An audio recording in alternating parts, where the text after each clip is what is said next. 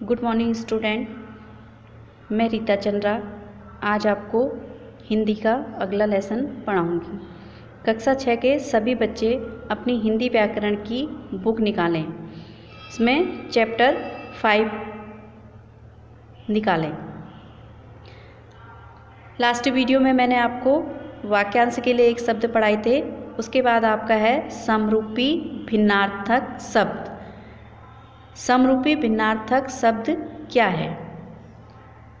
कुछ शब्दों में ध्वनि की दृष्टि से समानता प्रतीत होती है, यानी कि बोलने में वो एक समान लगते हैं, परंतु इनकी ध्वनि में सूक्ष्म अंतर होता है, थोड़ा अंतर होता है और अर्थ में भी। ऐसे शब्द समरूपी भिन्नार्थक शब्द कहलाते हैं। कैसे शब्द? जिनकी ध्वनि की दृष्टि में थोड़ी समानता होती है, परंतु इनकी ध्वनि में सूक्ष्म अंतर होता है, थोड़ा अंतर होता है। ऐसे शब्द समरूपी भिन्नार्थक शब्द कहलाते हैं। जैसे नीर, पानी हो गया नीर, नीर, नीड़। इस नीर का मतलब है पानी और नीड़ का मतलब है घोंसला। दोनों की आवाज़ सेम है, लेकिन इसमें अक्षर का अंतर है, रा और ड़ा।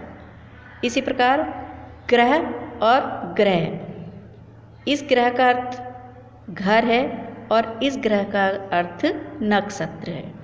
तो इसकी हमारी परिभाषा होगी, वे शब्द जिनके उच्चारण या वर्तनी में समानता प्रतीत होती है, परंतु उनके अर्थ भिन्न होते हैं, उन्हें समरूपी भिन्नार्थक शब्द कहते हैं। आपके एग्जाम्पल दिए हुए हैं। समरूपी भिन्नार्थक शब्दों के अन्य उदाहरण हैं, इन्हें आपने याद करना है। अनल, आग,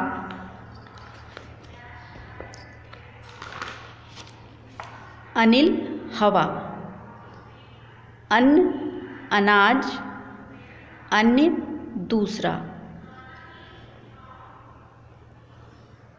अपेक्षा, चाह या किसी की तुलना करना, या उपेक्षा, अनादर। आपके कई सारे एग्जाम्पल इसमें दिए हुए हैं, इन्हें आप पढ़ेंगे, पढ़कर याद करेंगे। इसके बाद आपकी आती है एक्सरसाइज। सभी स्टूडेंट अपनी एक्सरसाइज को नोटबुक में भी करें। पहला क्वेश्चन है आपका, समरूपी भिन्नार्थक शब्द से क्या आशय है, यानी कि आप इससे क्या समझते हैं? वे शब्द जिनके उच्चारण या वर्तनी में समानता प्रतीत होती है, उनके अर्थ भिन्न होते हैं, उन्हें समरूपी भिन्नार्थक शब्द कहते हैं। देखने में एक से लगते हैं, लेकिन उनके अर्थों में अंतर होता है। आदि और आदि में उदाहरण सहित अंतर स्पष्ट कीजिए। आदि, किसी भी कार्य को लगातार करने से, यानी कि आदि का अर्थ है अभ्यस्त या आदत का होना। इसका उदाहरण हो जाएगा, किसी कार्य को निरंतर करने से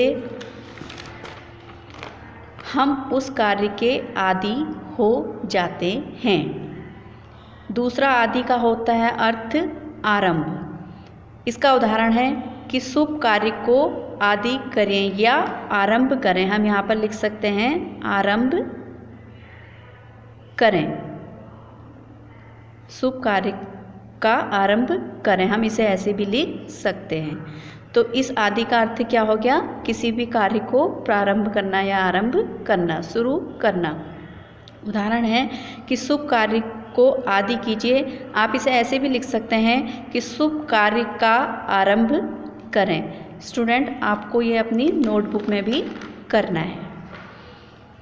आगे है आपका, सही विकल्प से रिक्त स्थानों की पूर्ति करनी है। आपके रेड पेन से यहाँ पर आपके दिए हुए हैं इसमें शब्द दिए हुए हैं, इनमें से चूज करके आपने इधर भरना है। सूत और सूत, तो डैश काटकर खादी तैयार की जाती है। क्या काटकर खादी तैयार की जाती है? सूत काटकर। डॉक्टर ने घायल को रक्त चढ़ाया। यहाँ आपका रक्त और रिक्त लिखा है, इसका अर्थ हो गया खून और इस रिक्त का अर्थ हो गया खाली। पूरियों के साथ अचार खाना अच्छा लगता है। तो यहाँ पर आप भरेंगे पूरियों के साथ अचार खाना अच्छा लगता है। सभी ग्रह सूर्य के चारों ओर घूमते हैं।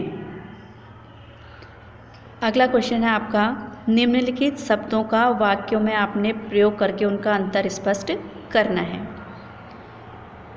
अंदर, अंतर और अंदर। पहले वाले का अंतर, इन दो चीज़ों में अंतर कीजिए, यानी कि इनमें जो भी अंतर है वो आप कीजिए। अंदर, आप अंदर आइए। अंतर किसी चीज़ में अंतर करना। अंदर, आप अंदर आइए।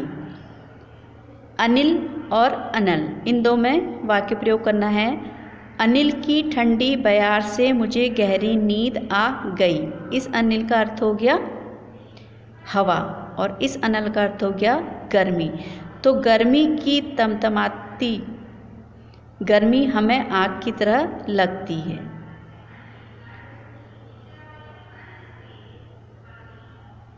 क्या आप इसको यहाँ पर मई भी कर सकते हैं।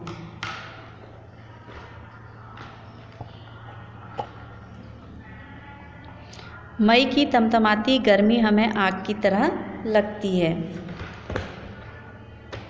आप यहाँ पर मई भी लिख सकते हैं। मई की तमतमाती गर्मी हमें आग की तरह लगती है। अगला है अवधि और अवधि। इस अवधि और इस अवधि में क्या अंतर है। अवधि मतलब समय और इस अवधि का मतलब हो गया भाषा।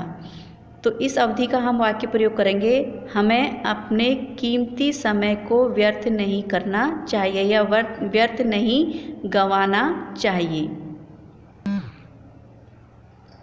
दूसरा है अवधि।